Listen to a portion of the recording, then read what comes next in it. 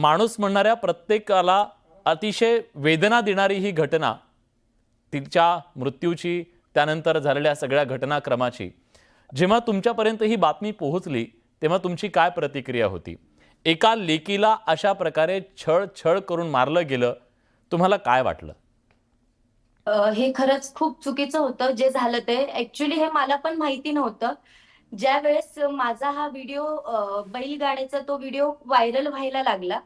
मी म्हटलं हे परत का होतंय? हम्म. मी काय विचार केला कोणीतरी टाकला असेल परत रिटर्न म्हणून ठीक आहे. हम्म. पण नंतर मला नंतर कळलं की हा सगळा विषय काय आहे. बर. तर खरंच हे खूप म्हणजे चुकीचं आहे.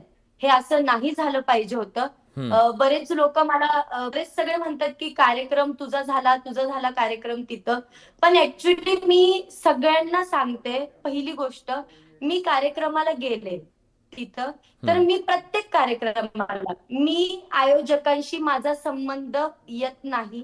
हम्म. मी कार्यक्रम संपला, मी माझी कला सादर केली की मी तिथून लगेच निघते. 2-3 मोजके फोटो दिले हम्म. की मी लगेच निघते. माझी जी मॅनेजमेंट टीम आहे हे सगळे बघतात हम्म. कार्यक्रमाचं सगळं.